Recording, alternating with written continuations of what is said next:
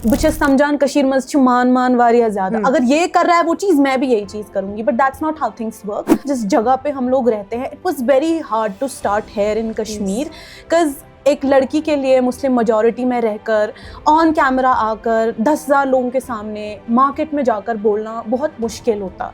तो इनिशियली मैंने स्टार्ट किया और मैं स्ट्रीट वेंडर्स के पास जाती थी। मैं कोशिश करती थी कि जितना हो सके उतना मैं अपना जो कश्मीरी स्ट्रीट फूड है, कश्मीरी कल्चर है, मैं उसको प्रिजर्व करूं और मैं लोगों तक पहुंचाऊं।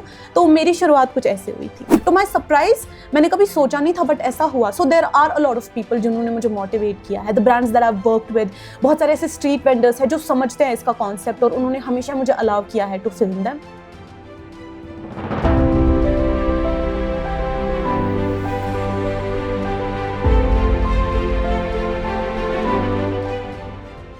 उड़ान उन्हीं की बुलंद होती है जो हवाओं से नहीं अपनी सोच से लड़ते हैं, जो मंजिलों तक पहुंचने का जज्बा रखते हैं, रास्ते उन्हीं के कदमों से बनते हैं।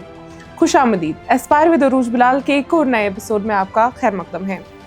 आज हमारी मेहमान एक ऐसी पहचान है जो सिर्फ एक फूड ब्लॉगर नहीं बल्कि एक इंस्पिरेशन भी है, मुस्कान इसहाक खान। उनका सफर माय हंगर डायरीज के जरिए सिर्फ नए खानों को एक्सप्लोर करना नहीं बल्कि उसके जरिए अपनी पहचान बनाना है।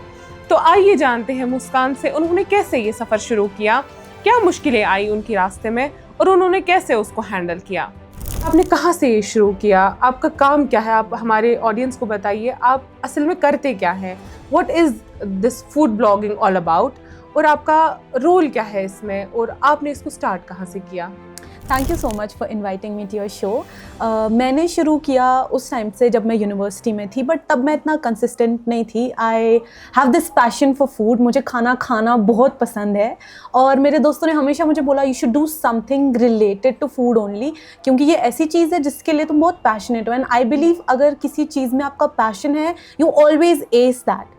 तो मैंने अपनी यूनिवर्सिटी के टाइम पे शुरू किया था। जब मैंने इनिशियली शुरू किया था तब मैं अपनी यूनिवर्सिटी की मैगजीन में भी कवर हुई थी, फीचर हुई थी, and it was such a big thing for me, जिससे मुझे काफ़ी बूस्ट मिला।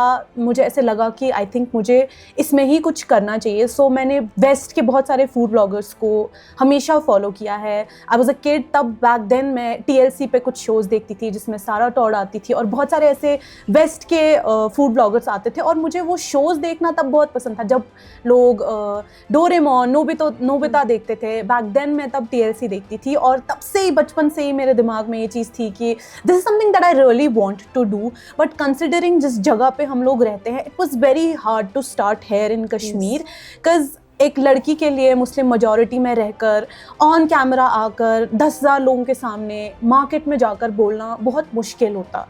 तो इनिशियली मैंने स्टार्ट किया और मैं स्ट्रीट वेंडर्स के पास जाती थी। मैं कोशिश करती थी कि जितना हो सके उतना मैं अपना जो कश्मीरी स्ट्रीट फूड है, कश्मीरी कल्चर है, मैं उसको प्रिजर्व करूं और मैं लोगों तक पहुंचाऊं। तो मेरी शुरुआत कुछ ऐसे हुई थी। आपके पेरेंट्स ने कैसे रिएक्ट किया जब आपने बोला कि मैं ऐसा करना चाहती हूँ, उनका रिएक्शन क्या था आपकी ओर?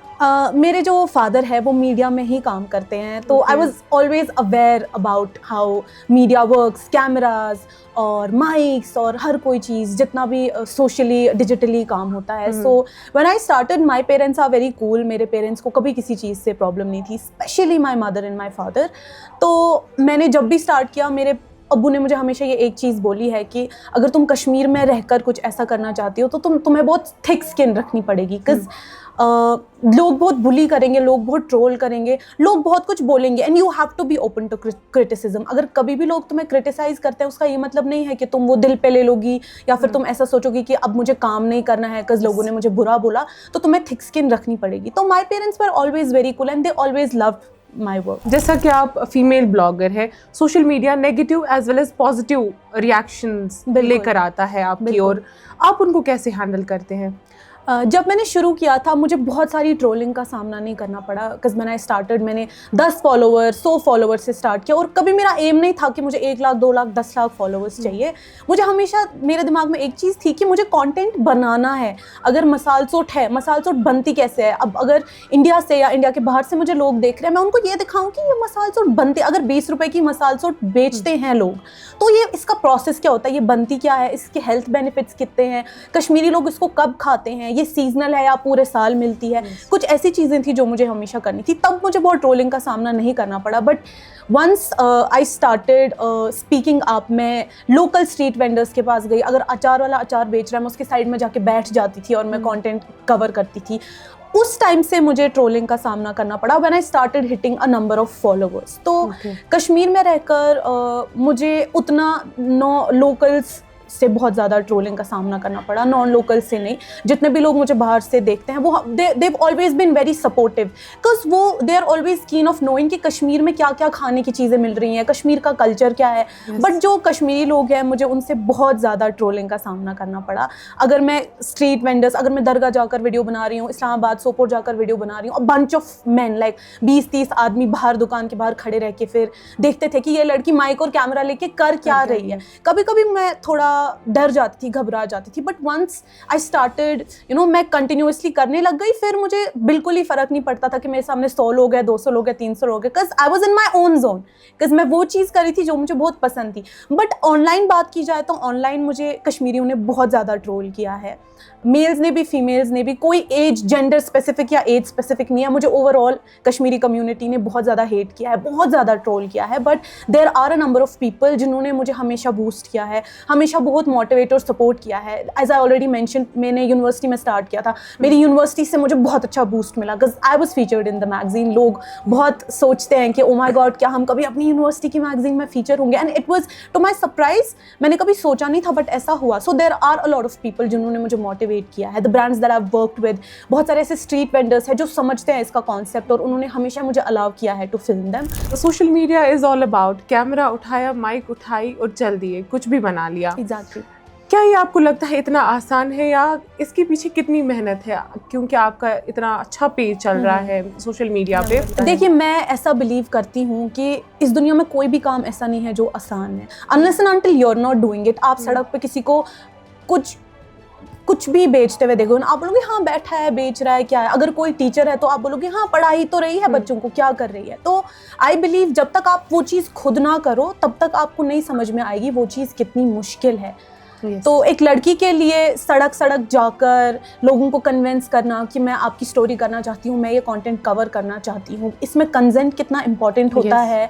और फिर आपको, मुझे अभी भी याद है, मैं एक स्टोरी करना चाहती थी और मुझे वहाँ बैक टू बैक 10 दिन 10 बार ही जाना पड़ा उनको कन्विंस करने के लिए, जब तक कि वो तंग नहीं आए। और फिर मैंने उनको 10 दिन समझाया कि इससे आपका ये होगा, इससे आपका इतना फ़ायदा होगा, मुझे इससे कोई पैसा नहीं मिल रहा है, it's just I want to preserve my culture, it's my love towards my homeland. तब जाकर 10-11वें दिन मैंने वो स्टोरी की है। So it is very hard content बनाना, माइक लेकर कैमरा लेकर बाहर जाना, स्क्रिप्ट सोचना, आपके दिमाग में ये क्लैरिटी होनी चाहिए कि आपको, अगर आप कंटेंट बना रहे हो, आप किस रिलेटेड बना रहे हो, तभी जाकर लोग आपको देखेंगे, क्योंकि आप कुछ भी पोस्ट नहीं कर सकते हो। जो लोग अपने पैशन को फॉलो करना चाहते हैं, अपनी ड्रीम्स को फॉलो करना चाहते हैं, आप उनके लिए क्या मैसेज देना चाहेंगे हमारे इस प्लेटफॉर्म से? मेरा ये मानना है कि जब यंगस्टर्स मुझे देखते हैं तो उनको ऐसा लगता है कि जब ये कर सकती है तो हम भी क्यों नहीं कर सकते हैं। आप कर सकते हो, बट आपके दिमाग में वो क्लैरिटी होनी चाहिए कि क्या आपको यही करना है। ऐसा नहीं है कि there is a lot on your table और आप ये चूज़ करोगे कि नहीं मुझे ये करना है क्योंकि सब लोग ये कर रहे हैं। This is not how life works. अगर आप किसी भी स्पेसिफिक चीज़ को लेकर पैशनेट है, B it art, B it photography, B it anything, आपको बहुत ज़्यादा कमिटेड रहना पड़ता है उस चीज़ के साथ, क्योंकि इसमें आपकी ग्रोथ बहुत ज़्यादा स्लो है। इसमें आपकी इनकम स्पेसिफिक नहीं है। अगर आप जॉब करते हैं, आपको पता है आपकी 9 to 5 जॉब है, आपको 31st को या 1st को सैलरी आनी है, बट ये बहुत इनकंसिस्टेंट जॉब है। और अगर आप बहुत पैशनेट है और अगर आप सीरियसली ये चीज़ करना चाहते हैं, मैं ये एडवाइस करूंगी कि सिर्फ आप तब ये चीज़ करें, not because everybody is doing it तो आप भी सोचोगे कि आप यही करोगे। क्या इसकी बचस समझान कशीर मज मान वारिया ज़्यादा, अगर ये कर रहा है वो चीज़, मैं भी यही चीज़ करूँगी, but that's not how things work. अगर आप सच में बहुत पैशनेट है किसी चीज़ को लेकर, तभी जाकर आपको अपना पैशन फॉलो करना चाहिए। शुक्रिया आपका हमारे इस प्रोग्राम में आने के लिए और हमें अपना वक्त देने के लिए। Thank you so much. और इसी के साथ आज का हमारा प्रोग्राम इख्तिताम होता है। अगले प्रोग्राम में फिर मिलेंगे एक नई कहानी और एक नए ख्याल के साथ। तब तक के लिए पॉजिटिव रहिए और अपने आप का एक बेस्ट वर्जन बनने की कोशिश करिए। अल्लाह हाफ़िज़।